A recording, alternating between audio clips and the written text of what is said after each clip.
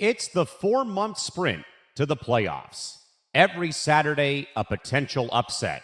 Every game, a career is on the line. From Heisman hopefuls to the college football playoff picture, dissect the gridlock that is the weekly rankings.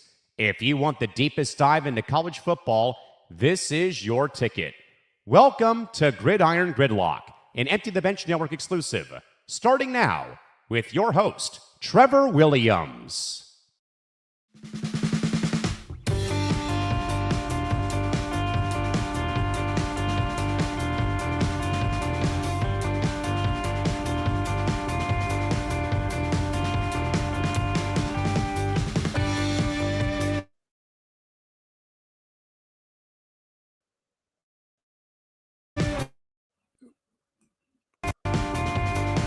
All right, ladies and gentlemen, today, the first week of college football playoffs are now on the horizon. We have a lot of interesting games that we have to cover. We have to recap what happened last night from Alabama to Oklahoma. Now you got, can Miami survive this week of college football against the 12th man of Texas A&M? And you have the group of five taking on Oregon and Ole Miss. A lot of fun, interesting stuff that we got going on here today on Gridiron Gridlock. Like we have in our intro, I'm your host, Trevor Williams, and we're going to give you the best details of what's going on in the world of college football.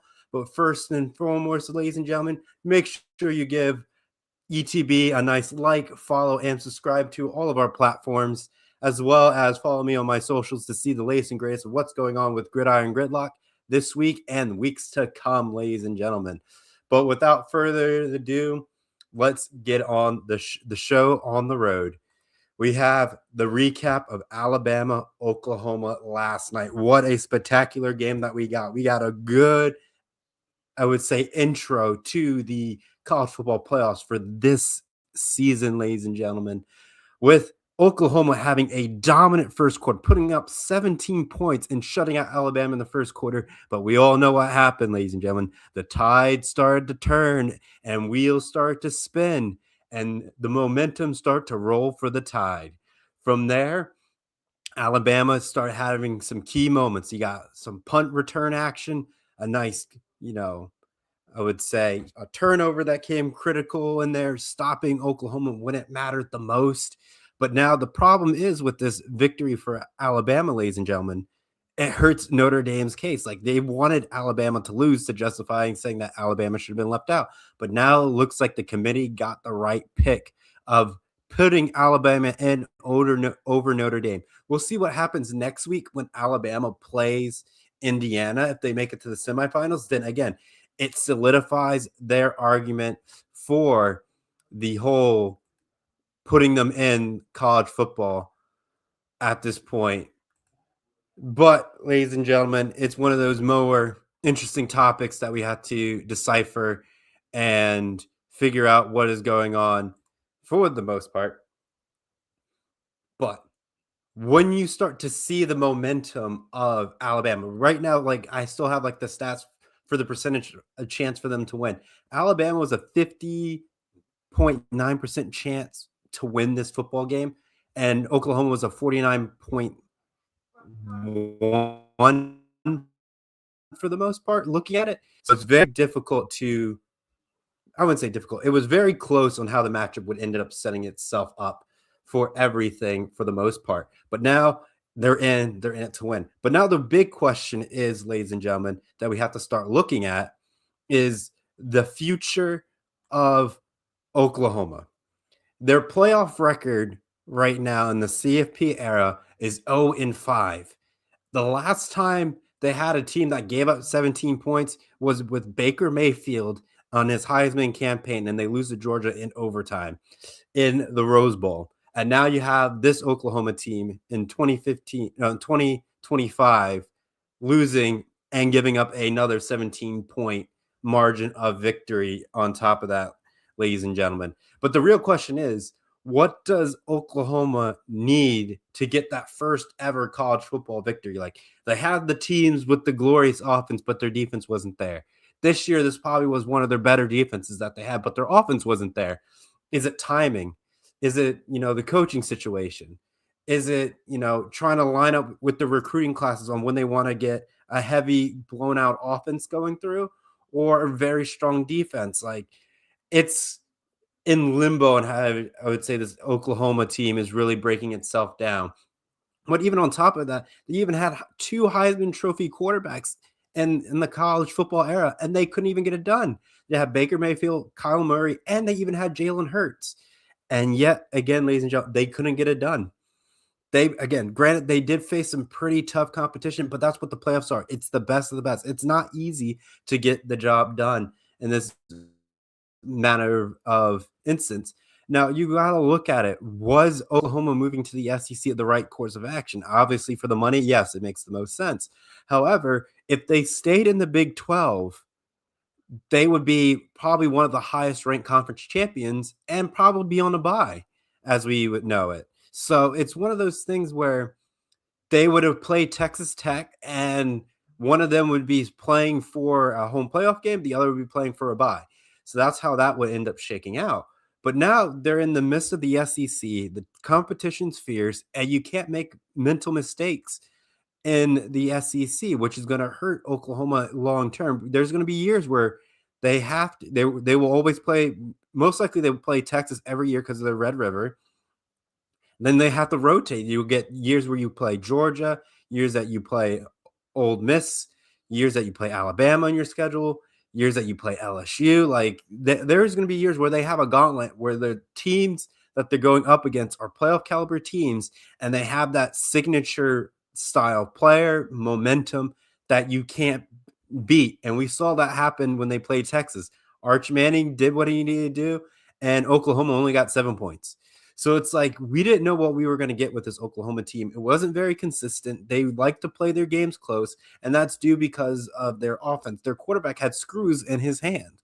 So, like, it changes the whole dynamic of what Oklahoma has to do to get the job done, to get that first CFP victory. Like, literally, they brought, like, legends to Oklahoma last night to see the first home playoff game in Oklahoma. And yet they lose in that fashion. They give up 17 points. Halftime score is 17-17. And then that's when you knew, momentum was in the water, blood was in the water. And that was going to be the beginning of the end. Like, once Alabama scored, now it's like, oh no, the momentum's swinging. And they have to rally the troops. But it was little to no use. Alabama started to slowly pull away, but Oklahoma was trying to march back into that game. But now you got to ask yourself, what are they missing? What do they need? It feels like a Penn State, I want to say, for the most part, where they have certain pieces line up, but it's not enough to get the job done, ladies and gentlemen.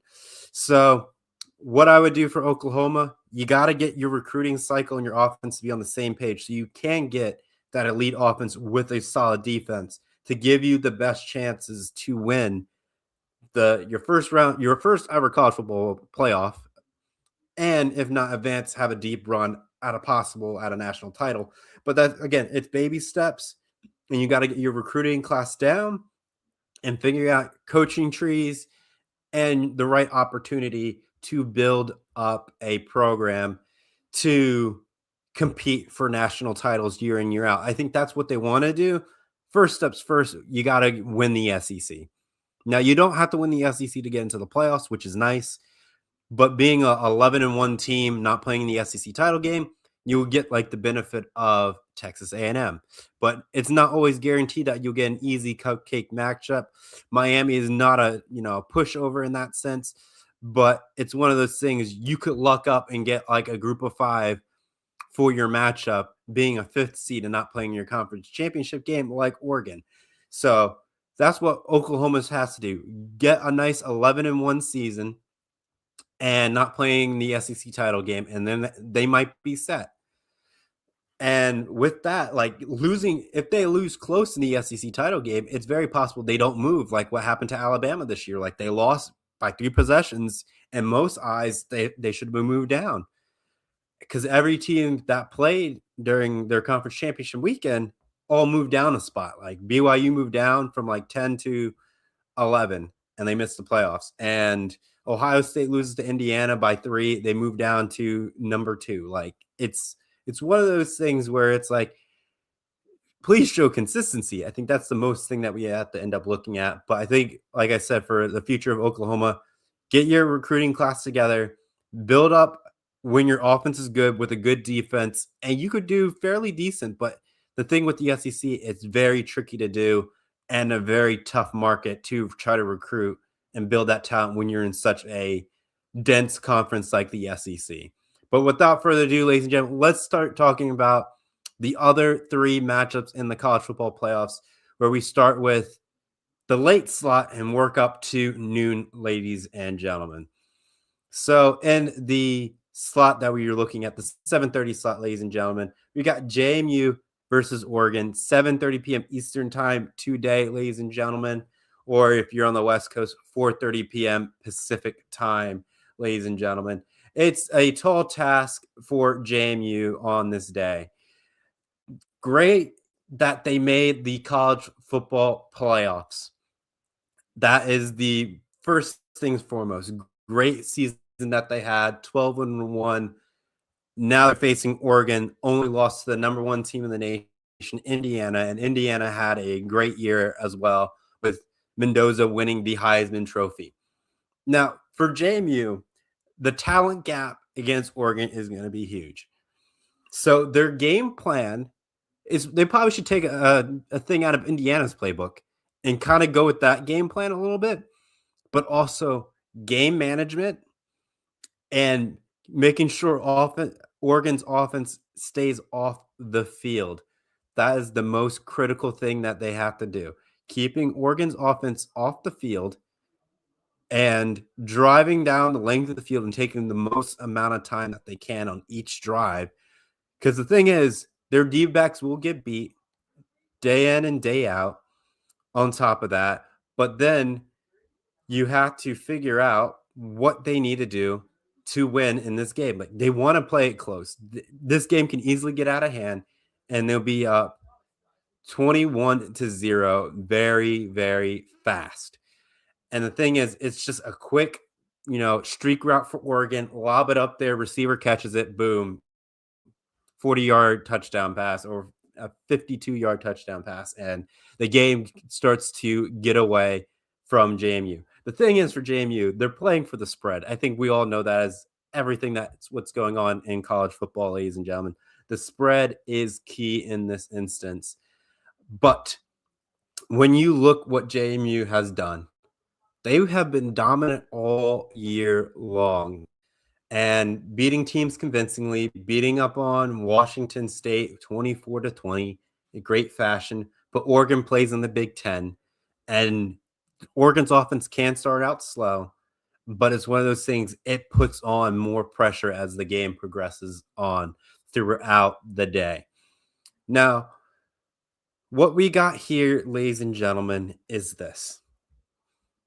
JMU has to play with poise, dedication, and a great campaign to pull this off. Now, what most likely will end up happening as time progresses on is the momentum of what has to be played, what has to be done for James Madison. But I think for the most part, this game is pretty much in the bag for the most part for the Ducks, and it's a great tune-up game. Not playing for 3 weeks. I think this is definitely what they needed to get back on the high horse, because them last year losing to Ohio State in the Rose Bowl probably hurts in the back of their mind, and knowing that there's a gap playing, is Oregon worried that this gap is going to hurt them and JMU is going to strike first, score the first touchdown, and things start to fall apart for Oregon, and they say, like, is this going to be like an Ohio State meltdown that we saw happen to them last year? Like, it's key things like that Oregon has to figure out.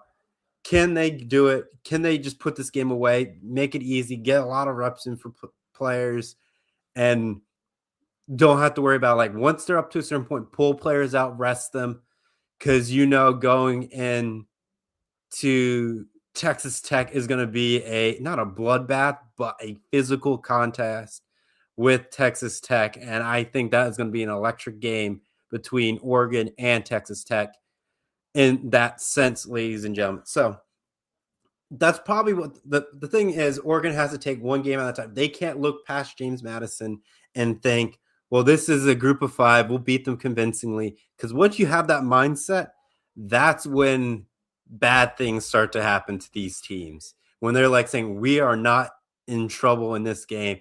And then we get to the beginning of the 4th, and James Madison is only down by 3, and they start to believe. When you have a team that believes, ladies and gentlemen, it's one of those things that is hard to destroy their hope. Like, you got to put them away early. And once you put them away early, that's easy. Once you let them hang around, we've seen that every sports game where you leave a team, let them hang around for too long, that momentum swings, and then you start being way too conservative because you're overthinking it when you should just stay on the gas and just put the game out of its misery.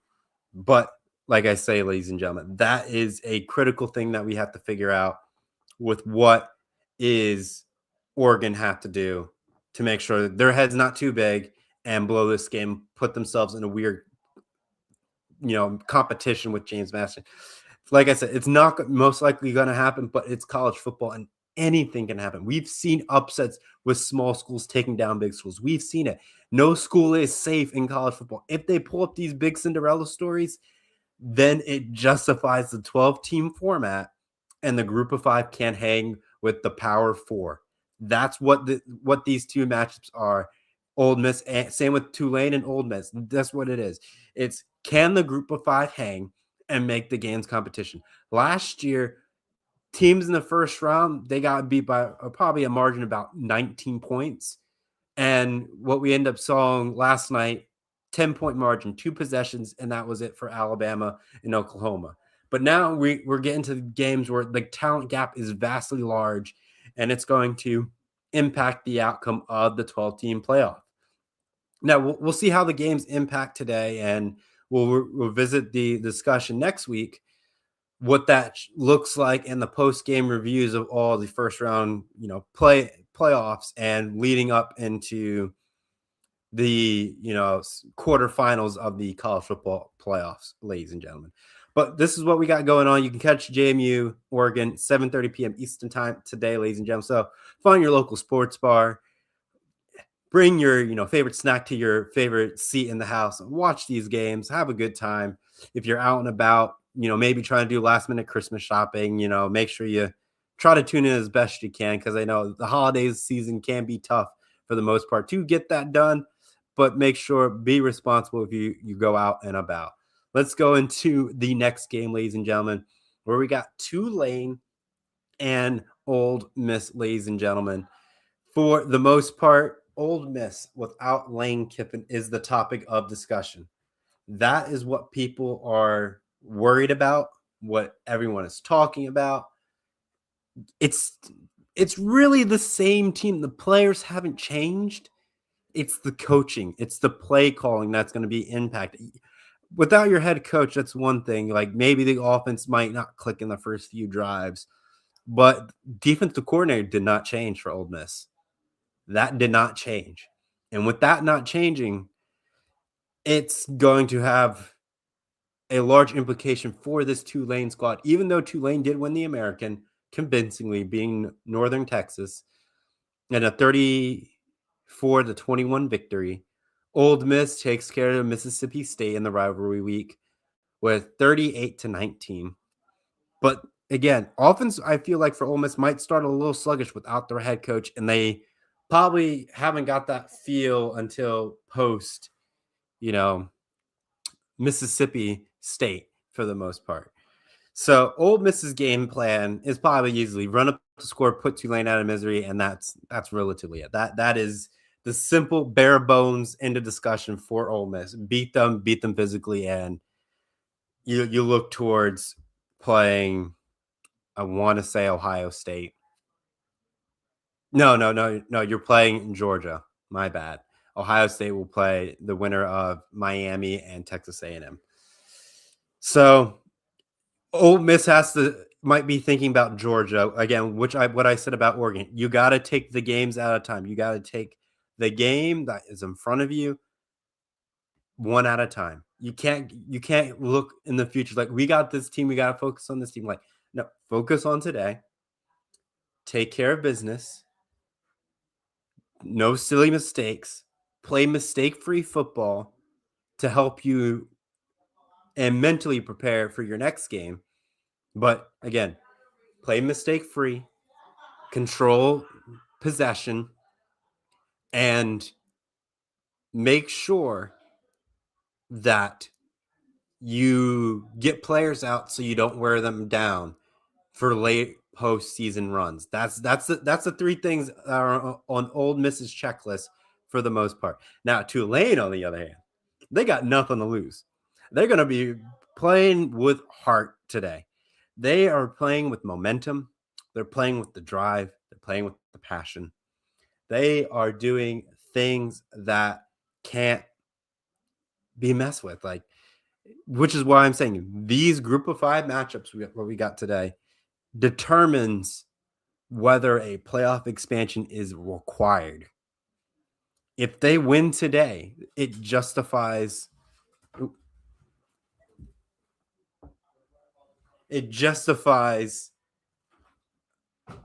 what's going on for the most part.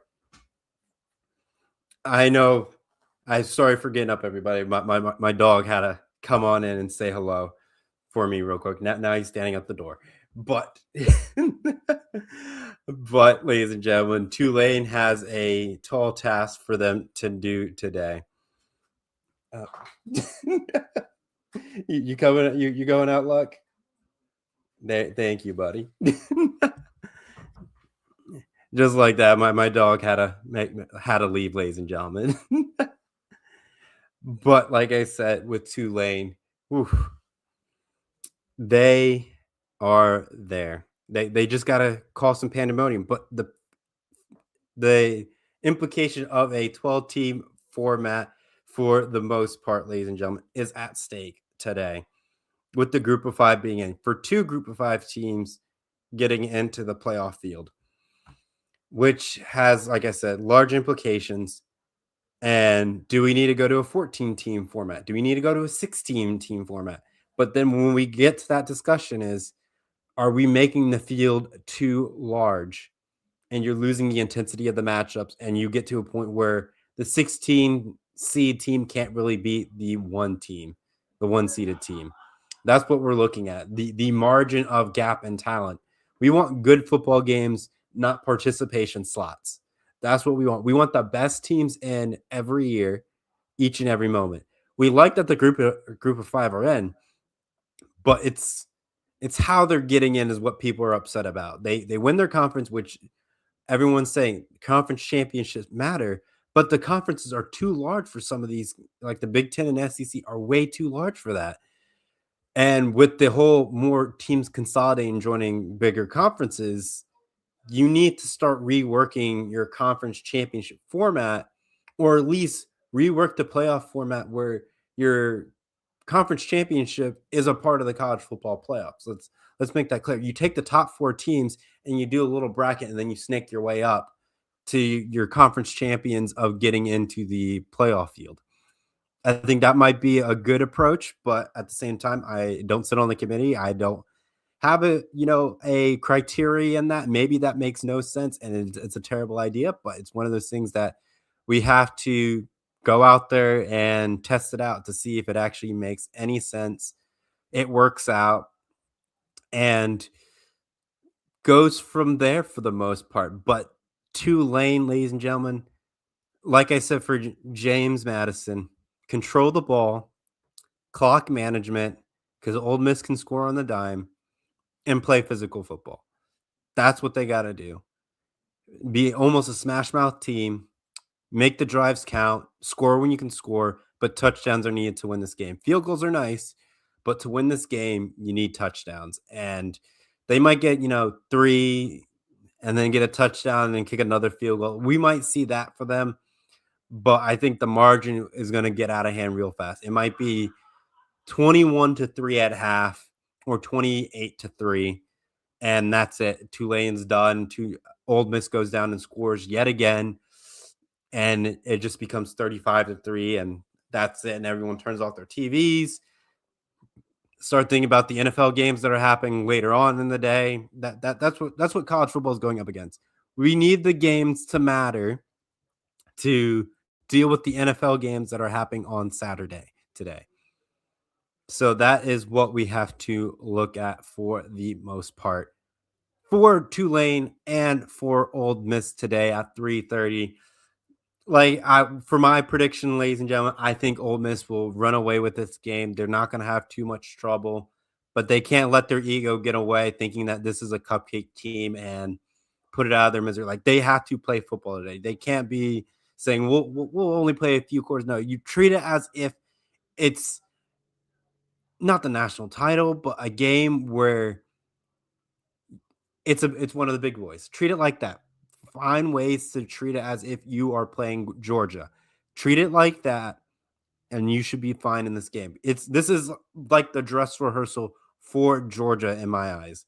It's not the same caliber of players, but playing that mistake-free football is what's going to drive this discussion for sure, ladies and gentlemen. And let's start looking at the game in the noon slot, ladies and gentlemen, right close to everyone's, expectations down in College Station. Can the Hurricanes of Miami stop the 12th man? Is it possible? Can they survive the threat of the 12th man? Or will the storm warnings of Miami blow A&M off course and destroy their hopes of reaching college football royalty and winning a national championship? These teams may not have an easy pathway. Think about it. Winner of this game plays Ohio State. And then after that, they will most likely play Georgia. And then possibly Indiana, which is not too bad. But then you got the Ducks. I mean, the Ducks are going to have their test with Texas Tech. But, ladies and gentlemen, you are going to have a tough gauntlet of teams that have defenses and offenses that can score. And these teams here have the polar opposites. Miami has a defense and likes to play physical. Texas A&M has the offense that wants to be lights out, guns a-blazing, and be able to put things away. The thing that I'm worried about with Texas A&M, which I've been talking with people about, is when's the last time they beat a physical team? They played Texas, who's a physical school in general across the board, and they lost. They lost to a physical team. And that's what happened to Notre Dame. When Notre Dame played Miami, Miami was more physical in that instance.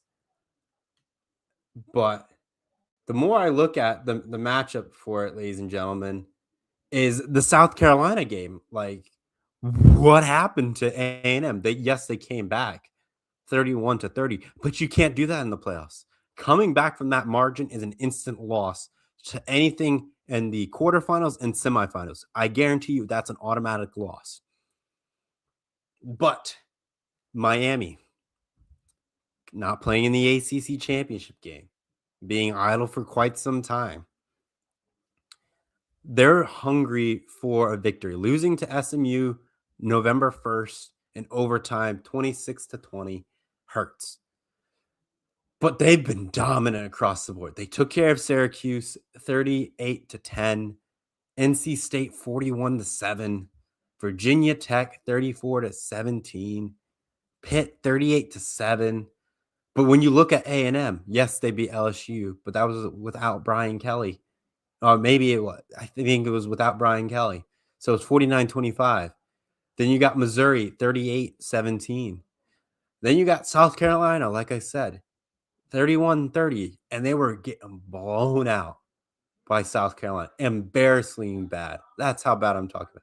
So bad that you just think, well, they just lost their chances at the college football playoffs because they know they still got Texas, and they lost their spot for the SEC title game. Losing to Texas basically cost them that, but I digress on the status of what that actually meant for them. But like I said, we don't know what this A&M team's doing. If they get behind, they can claw their way back. But if their defense just keeps giving up points after points after points after points, it's not there for them. They will lose this game. Like I said, Miami has to play physical today. The game's at noon Eastern, which is basically fine for these two schools. 11 a.m. Central Time is fine kickoff. Miami noon East Coast time. Like, it's not one of those late games. We're out on the West Coast, and it's like 10 o'clock Eastern when you're playing this game. No, I'm joking with that. But 4:30 Pacific time, versus 7:30 p.m. Eastern time. Like, biologically, your clocks are different when you travel time zones, but when it's only an hour difference, it's really not much noticeable for the most part. The 12th man will be there in full force. Miami has to be smart. They can't get costly penalties in this game. It's the name of the playoffs. Mistake-free football. I just need to make a t-shirt, ladies and gentlemen, that says the requirements to win important big games. Mistake-free football should be on that list. Or no dumb penalties is another good one that you can add. Time management and knowing your strengths and weaknesses and what your opponent's, capability is of just taking care of business for the most part and winning what you need to do for this game. A&M, for the most part, is probably upset that they didn't play in the SEC title game, but they're probably happy that they didn't. Granted, yeah, you don't get a bye, but I think they actually need this home playoff game. They need to fine tune themselves, and with that physical opponent, they need this physical opponent because it's not going to be easy playing against Ohio State's defense. Let's make that clear. Ohio State's defense can keep teams at bay without a problem. You got to find ways to score against it, and A&M. If you survive today, you're about to face a true competition that you have not seen before. The last time the team that hung around Ohio State was Texas, and that was week 1. And Ohio State's a vastly different team from what it was at week 1 to where it is now. Let's make that clear. But A&M going to the Cotton Bowl, again, another home game for Texas A&M for the most part. Another game that they need to take care of. But again, I don't think they're looking ahead.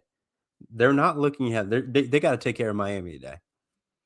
Miami, like I said, ladies and gentlemen, ACC has been disrespected all year. They've been beating each other up. Georgia Tech, I thought, was going to be the team that should be in the playoffs, but they ended up blundering late in the season and falling off. Pitt causing some pandemonium, knocking teams out.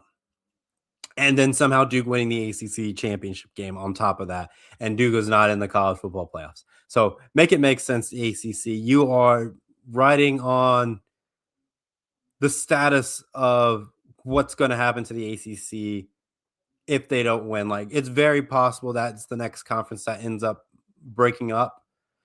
And Clemson, NC State, North Carolina might join the SEC with Florida State, but we all know Florida State won't be able to join because Florida will probably veto it. Miami might be in the same board of joining, but again, I could see Florida vetoing that as well. South Carolina will probably prevent Clemson from getting in as well. So, like, the ACC is kind of stuck. The teams are evenly matched, and everyone's beating each other up, and that's impacting where they get seated in the college football playoffs. Let's make that clear, everybody. But I think, for the most part, that, I don't know, it's a noon kickoff, it's high noon showdown. There's really the implication of just college game day and its presence just there to cause pandemonium. They love in the chaos, right? That what they got going on. And everyone knows what's going to be at stake. Now, the question is, how do you avoid injuries in a physical game like this?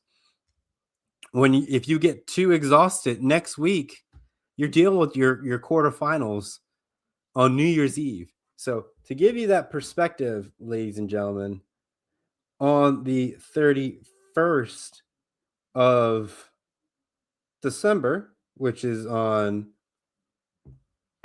let's say a Wednesday this year.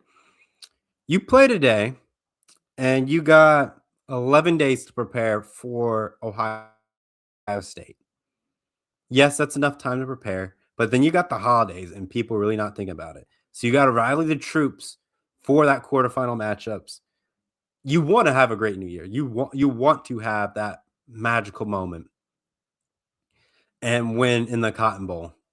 But it's not easy. You got to be this is where you put your physical competition to the test. This is how you get that playoff run started. You get that tough team and you punch them a little bit. You beat them up a little bit. You show them who's boss and get the job done. That's what we like. You a little smash mouth football, run the ball, traditional, but that's not how this is going to work. A&M is going to try to air it out. They're going to try to spread the field and find ways to score electric and fast. Miami, defense. Defense is your name of your game. Shut down the receivers, put pressure onto the quarterback, and they will fold. Texas A&M will fold in that game. 100%. They will fold into that matchup. But, ladies and gentlemen, that is what we're looking for Miami today, ladies and gentlemen. I think Miami's going to find a way to squeak this one out. It's going to be close. It's going to come down to the wire. They keep Texas A&M's offense off the field, and this is their game for the taking. Now, on the other hand, like I said, Texas A&M's job, light up the scoreboard, create the margins. You know you can't rely on your defense because your defense has just been that bad all year. And what you got to do, like I said, they just got to all gas today. Just can't let up scoring. If they stall in this game, A&M, they might be in trouble. If they're stalling in the red zone and Miami keeps doing goal line stance and forcing A&M to kick field goals, there is a chance that Miami will win it because of that reasoning. And Miami has that physical defense. And A&M's last time they played a physical defense was Texas. And they almost lost to South Carolina. That South Carolina victory looms large, and everyone knows it, and everyone will keep talking about it up until kickoff today, ladies and gentlemen. Don't know what they got to do to get the job done, but that is where they stand. That is where they need to do to get the job done today. So for my prediction, I like Miami and a close one. Probably going to be maybe I like 31-17 or the 24. I like 31-24. That's what I like. I like 31-24. Miami ends up winning it for the most part. Now, let's start taking a quick look at the next matchup in the quarterfinals, which we can go into higher detail. More, I mean, we can break more of that, the next round matchups, but I kind of want to give like a quick preview of my expectations for the quarterfinal games, in 11 days. So we got our first one in the matchup, ladies and gentlemen, in Pasadena. We got Indiana, Alabama. Like I said, I don't want to give too much of an analysis on it because we still got to talk about it for next week and the whole strategy. But we got some things that we have to figure out for Indiana for the most part. What they got to do to beat this Alabama team that has the weirdest consistency that we've seen for quite some time. On top of that, but not something that we can overcome. They have right now, I would say, after beating Ohio State, Indiana might have a little bit of an ego boost right now. And they might get level setted against Alabama, but they beat Alabama, it might be even worse. Like they are going to start to believe a lot more. We like the confidence, but we got to make sure they don't turn that confidence into cockiness. And that's what I'm worried about for this Indiana team going into Pasadena. It's a stage too bright being in Pasadena. If they were in the Orange Bowl, would they be fine for them? I think it's being in the Rose Bowl is the biggest stage for them. For them, it is possibly the national championship game in their eyes because it's one or done, and then you still got the semifinals on top of that to deal with. Now, Indiana and Alabama. We saw what Alabama can do. When that defense wants to turn up and create turnovers, it will create turnovers. And we saw that happen to Oklahoma today, ladies and gentlemen. Like, not today, yesterday. Indiana knows how to clock management. They did it against Oregon. They did it against Ohio State. Like, we've seen them play teams. They can do 2-minute drives against a weak Penn State team, but that defense still was functioning. But that offense was bad. But we need to figure out, ladies and gentlemen, can Indiana do it? Can they get past this hurdle, being in their second ever college football playoffs, and their only losses last year was to the national championship Ohio State Buckeyes and the runner-up as in Notre Dame. They're not dealing with Notre Dame this year, but now they have their next hurdle, Alabama. They've beaten Ohio State. They've beaten one of those hurdles. I wouldn't say hurdles, one of those mountains. They are climbing at a great rate. And Indiana's head coach turned that program around in 2 years and having back-to-back double-digit win season, 11-1, winning your conference the next season. That is great coaching right there. I mean, luck of the schedule, but they could be in another one-loss team and be playing in the first round of the college football playoffs, but they're the 1 seed and they got the bye.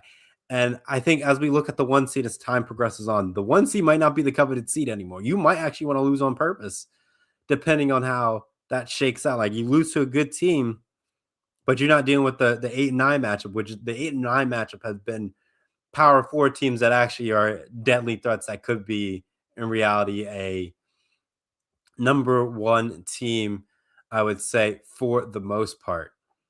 But like I said, I don't want to get too much in details because I want to say that for next week on what the whole strategy they have to do to beat Alabama in this matchup, ladies and gentlemen. But it's one of those things where you got to look what Indiana has, the pageantry of the Rose Bowl, the history for the Big Ten. Last time Alabama was in the Rose Bowl, they lost to Michigan. So a lot of those players might have possibly graduated, if not fifth years at this point, because that was like in the midst of coming out. Well, not even that, like around like 23, because it was like 2 years ago, I want to say.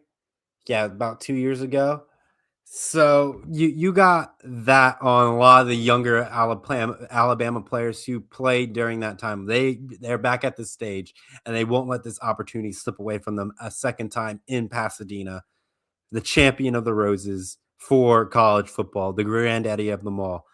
And I guarantee you they're going to find a way to get a victory out of there. They're going to try to be physical. They're going to try to out-muscle Indiana. Out-muscle Indiana. They're going to try to play SEC football and try to go like an Alabama of old and just attack, and just keep grinding down Indiana as time progresses on in that matchup. When that sun goes down and those Pasadena lights start to flicker on and you see the landscape, you know you're in for a classic showdown, a classic that comes down to the wire, a thrill where you're at the edge of your seat and seat is packed to the brim to see this opportunity in this matchup that we never thought was going to be. It's going to be a sea of red in that stadium. You would feel like it's an Indiana home game based on how their season's going. But you know that crimson tide that rolls, that floods the whole system will be there. Will it be down the middle? Will we see Indiana red, crimson red, 50-yard line split on top of that? Is that what we're going to get? Is it enough? Is it enough to get the dream? Are we there to see Indiana slay the giant of Alabama? Like I was saying earlier in the seasons, once the tide starts rolling, it's dangerous. And the tide is rolling yet again, knocking off on an arch rival of Oklahoma and revenging their loss that happened earlier in the season. It's there. Can Indiana keep their momentum and have the most miraculous season in program history? It's already going that way. Their story looks bright, and it just keeps building up its momentum for the most part, ladies and gentlemen. I like to see Indiana do the unthinkable, beat Alabama, and give them a better shot at the national championship. I kind of want to see them do it. They got the story. The media is behind them, and America is behind Indiana this year. And I don't think anyone's saying we want Indiana to lose. They want Indiana to win. A lot of people want Indiana to win. If Ohio State gets knocked out, I could see myself cheering for this Indiana bandwagon. But again, I'm going to be with Ohio State till the very end of the matchup of what they got going. For them, it's Georgia and then whoever comes out of Indiana side of the bracket to win the national championship game. But Indiana, Alabama, like I said earlier, we'll talk more about that next week of the breakdown and all that stuff going on for college football going into the first quarter finals in 11 days from now. But outside of college football playoff talks, let's talk about the elephant in the room with Michigan's head coach situation. I think before I start streaming today, Arizona State coach got signed on for a contract for $7.5 million in extension, I want to say on top of that. So the scenario we got going on for the Michigan head coach scenario. I mean, we have a couple ideas what we could see. The unlikely scenario. Michigan gets Lincoln Riley to leave USC. I don't think he can leave USC. It's one of the blue bloods. It's one of those things. You got a good job. You can recruit. You should be fine there. But they could poach him if they wanted to. And the Michigan has the brand recognition to get them that talent. But Lincoln Riley is a offensive minded person and wants to score. Michigan is a hard-nosed type of university, and they want to basically grind you down like on a grinding stone. So Lincoln Riley, I would say, is out of the picture. Now you have Brian Kelly, Chip Kelly, and John Gruden as possible head coach. Brian Kelly, what happened at LSU? I don't know if Michigan really wants that. They want to get back to the Michigan standard, being, as Dave Portnoy says it, the Michigan men and the Michigan standard. But you got to look at what you need. Chip Kelly coached the Ohio State national championship team. So you can build an offense around Chip Kelly if you want to go down that route to beat Ohio State. You can do that and get Michigan to have that offense. But you're going to need a defensive-minded personnel to get you through to win a lot of those close games that Michigan's been going up to. They need an offensive team to get them going, but also still be very physical, because the Michigan teams that we've seen have been, you're grinded out, run the ball and all that stuff. But if they want to keep that progression going, John Gruden makes the most sense. You got to get the old Gruden grind, as he likes to say, the old Gruden grinders of John Gruden. For the most part, ladies and gentlemen, he will run that Michigan ball without a problem. Like, he can set that standard high up to where it is. Players want to treat it as if they want to get it into the NFL. Having that NFL coach changes players, but that it's not always necessary to change, which happened to North Carolina with Bill Belichick. But Bill Belichick had a lot of distractions this season and all that for the most part. Now, you can fathom with the idea of them getting a coach that can do it, but they want to set standards. They want to get back to the Michigan that wins, competes for Big Ten championships, national championships. That's what they really want as a coach. They want the coach focusing on the academics and building a championship caliber team on top of that, as well as getting players ready for the draft. Their quarterback room is not the best quarterback room. They get good running backs. They'll get a physical defense. Like that is Michigan football. They are a smash mouth team, and they play that way, and they want to keep that image, and I respect them for trying to keep that image as best they possibly can. But let's make it clear. If we want to throw a nice, fun, hypothetical scenario out there, which is off the rails and break every rule possible, is make Tom Brady the head coach of Michigan. I just want to see that. Like I said, if he's the head coach at Michigan, he will change things that we have never seen them do. He will build a good quarterback room.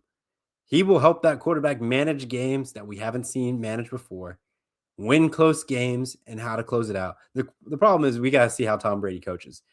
That's the first thing that we have to figure out. Like it might be a Belichick scenario where it sounds good in hindsight, but it doesn't make sense. And I don't think Tom Brady kind of wants that. He rather play. Seeing Phillip Rivers get out there and play probably has Tom Brady feels some type of way, but now Tom Brady is the owner of a partial minority owner of the Raiders, so he can't do that technically.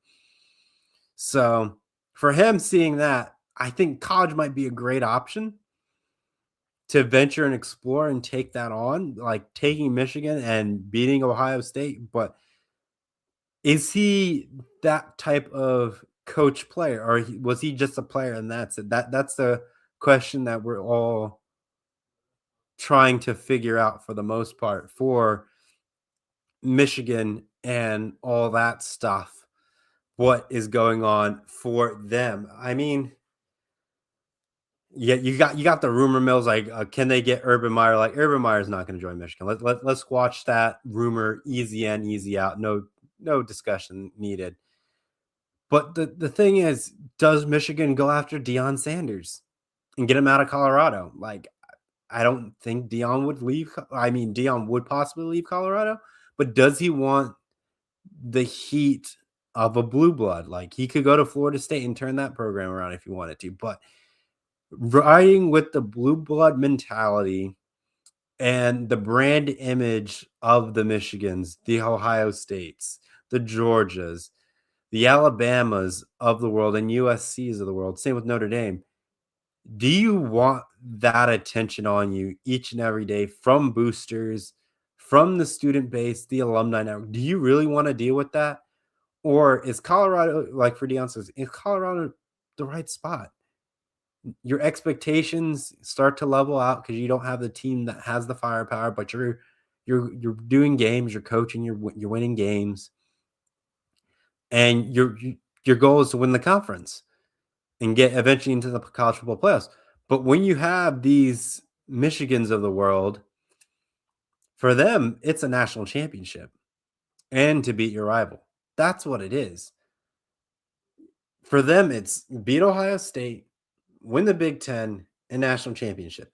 Now, with the Big Ten being so loaded as it is, I feel like the coveted win the Big Ten has lost its value a little bit. Because look at Oregon. They're 11-1, and they didn't play in the Big Ten championship game, and they have a shot to win a national championship. That's what happened to Ohio State. Didn't get in, but they won the national championship. So I think the value of what Michigan has right now is beat Ohio State and win the national championship. Those are the two things on the resume, and then third is probably win the Big Ten. But with how, like I said, how stacked the Big Ten is, it's very difficult to get there taking only the top two teams. And if you accidentally lose, now you eliminated yourself because there's a weird tiebreaker out and about on top of that. So we'll see how the coaching carousel goes. And as the college football season starts to head to a close, we might see more talkings of what we got going on for Michigan. But I feel like they might just wait until after the season's completed and call that a day for them. I know they're trying. They're probably flying a lot of coaches to figure it out and all that stuff. But that is what I will put in for the coffin for the Michigan head coach story thus we got so far. Now, let's talk about a hypothetical, what we got going on today. We have the remaining 3 first-round playoff games today. And the biggest thing that a lot of people are concerned are blowouts. With blowouts on the horizon, what does that mean for the college football playoffs? Expansion won't fix the blowouts. Let's make that clear. The NIL money is going to get way too insane as time progresses on. People know that, and CEOs will get involved with it. They will buy coaches. They will prevent coaches from going to certain schools. And the list will go on and on about that. If the group of 5 teams get embarrassingly blowed out, what happens to them? Like, it gets people frustrated when BYU only 2 losses were to the 4th seed of Texas Tech, and that's it, and they're out. And there's a good chance that they probably could beat Ole Miss. They probably won't beat Oregon, but they could probably be an Ole Miss without a head coach. They could possibly do it. Or same with Notre Dame. Notre Dame could be playing Ole Miss, and they get left out because they're not a conference champion. It's stuff like that that concerns a lot of people of college football. Like, there is so deregulated. Well, there's not even regulations at this point for NIL, which is a large, I wouldn't say issue, but a large piece of the puzzle that's still getting mapped out and ironed out and figured out what is acceptable and what is not acceptable. But it's one of those things that we have to sit there and realize. We want to keep the values of conference championships alive, but how the committee ranks a team when it loses a conference championship has not been consistent or very dramatized for losing the conference championship. You also have to focus on, if they expand it, does the expansion go into taking your conference champions and do a little small mini playoff bracket where you take the top 4, where they have semifinals and it funnels into your Big Ten or your conference championship game, and you take your winners of your conference championship game, and you put those teams in the playoff format. And I don't think people will be upset for that point. But then you have, again, Notre Dame and the independents, and you're forcing teams to join a conference. I would say Notre Dame should join the ACC. They would win that pretty more convincingly. I would say, 7 out of 10 chance of them to win it is pretty high, I would say, for the most part, unless there's an injury or something like that. They're a team that can recruit well, and they can be a lot of the teams in the ACC without a problem, but also lose to teams in the ACCs that they shouldn't lose to. So it's a good fit. They shouldn't join the Big Ten. It's way too densely populated, but it will get them more TV rights and more money, and where they're geographically located, the Big Ten makes sense. You got Purdue, Indiana, Ohio State, Michigan, Northwestern, all right there in their own backyard, and traveling for that fan base is easier because they're literally everywhere. It's like Cowboys fans, they're literally everywhere. But it's just one of those things that we have to figure out where the college football playoffs is headed. I know in the offseason we'll take a look at the outcomes of everything. We'll do a small segment to bring the college football season to a true actual close after January 19th, after the national championship game is played, and we start rolling to college hoops. But it's just one of those things that just doesn't add up for the most part, what we got going on. Most likely, everyone's going to say playoff expansion is going to fix it, but I don't think adding 16 teams in the rankings will fix it. I think we have to go with the, top 4 conference teams that could play in the conference championship game, make them play in a conference championship format, take the winner of that, put those in the playoffs, and then that's where you can kind of bring in extra teams, or at least bring the runner up into the mix, and that will be fine. But then it's like, you have a chance to get into the college football playoffs if you're the 1 or 2 team. But then again, it ruins your chances of adding value to the conference championship. I think that's the problem. I think the biggest problem is the conference. One of the biggest problems is the conference championship. It's the weight, the magnitude, and the value of it that the committee changes from year to year. What that makes sense, because we had the Florida State team that went undefeated, and they get left out because they were on their third string quarterback and they weren't the same team. So we got to figure that out. And that's where we're going to lead ourselves off with, ladies and gentlemen, going and preparing for the next round of college football playoffs. So make sure you tune into next week's episode of Gridiron Gridlock. Thank you so much. Everyone have a safe and happy Christmas or whatever holidays you celebrate, Hanukkah, Kwanzaa. Along those lines, there are any holiday traditions that you got going on. Please be safe, be responsible. If you have a real Christmas tree, make sure you water it so you don't have a fire that happens when you have your lights on in your house. So please be safe, everyone. I know the holidays can be stressful, not the best time for everyone. But if you have friends that go through a hard time during these times, please reach out to them. Please check up on them. They really appreciate it. They might not express it, but deep down, they truly appreciate you when you reach out to them. I know most people, might not always have the time to respond, but they really do appreciate it. But so thank you so much for watching this week's episode of Gridiron Gridlock, and we'll catch you here next week. So long for now. Bye-bye.